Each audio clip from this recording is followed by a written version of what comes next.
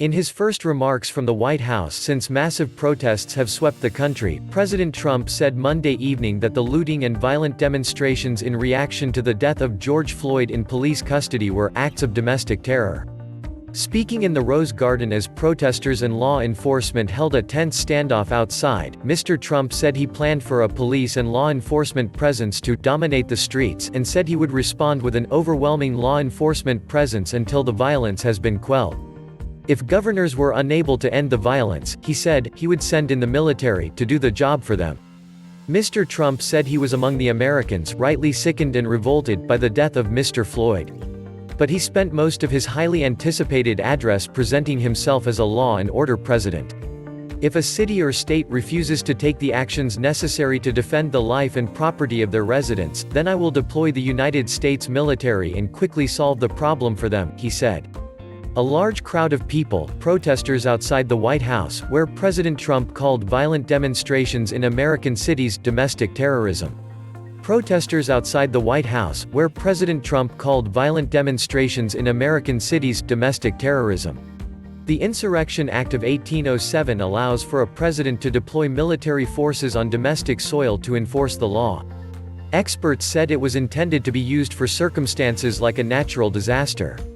But presidents can unilaterally send in troops for domestic law enforcement purposes. Just after Mr. Trump concluded his speech, military police from the National Guard clad in camouflage and riot shields surged in front of a line of law enforcement officers pushing protesters back from the mouth of Lafayette Square outside the White House.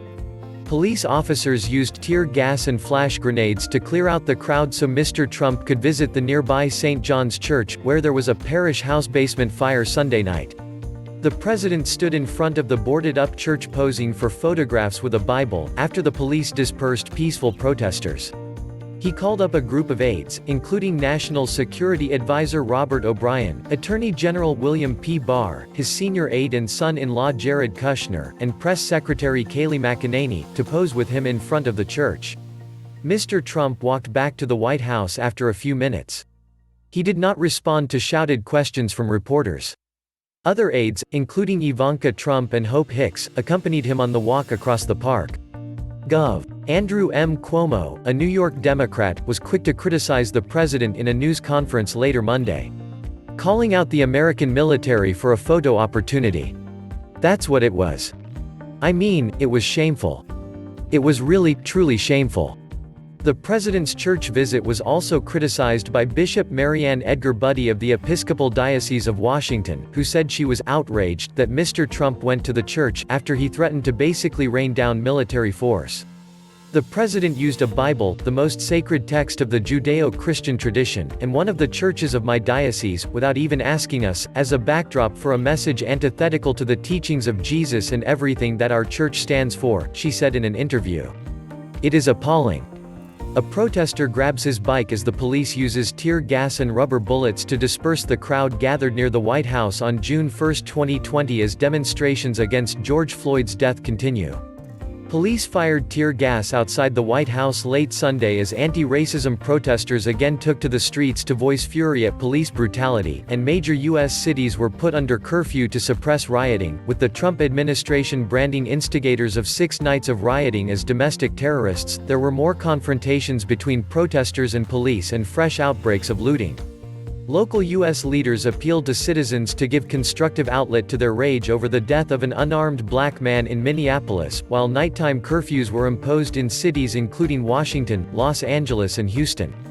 A protester grabs his bike as the police use tear gas and rubber bullets to disperse the crowd gathered near the White House, in Washington, D.C., on June 1.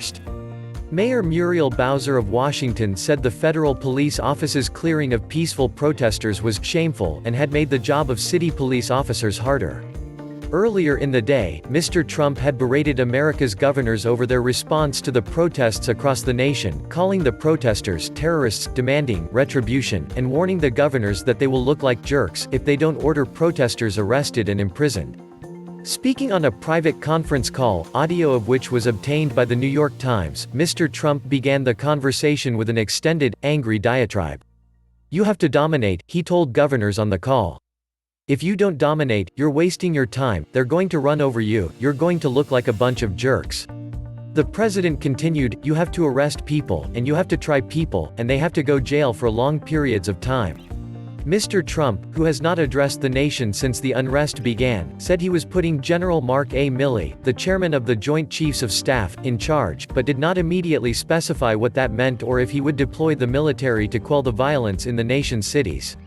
Alluding to television footage of violence and looting, Mr. Trump called the people committing those acts scum and demanded of the governors, "Why aren't you prosecuting them?" In blunt remarks rarely heard from an American president, he prodded the governors not to be too careful.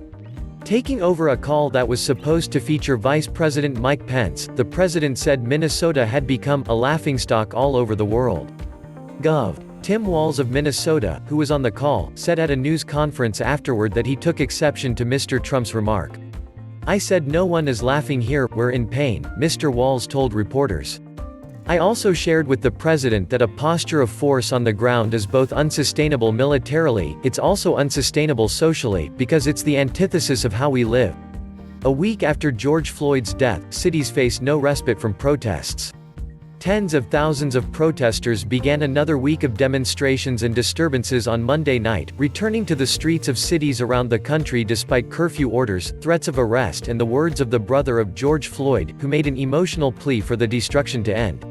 The protesters were driven from parks, interstates and government buildings by growing numbers of law enforcement officers in riot gear, whose response to the demonstrations has been criticized in dozens of confrontations. Several of the country's largest cities imposed curfews to try to quell violence and looting, including New York, Philadelphia, Washington, Atlanta and Dallas. Please like, share and subscribe the channel for more news. Thanks.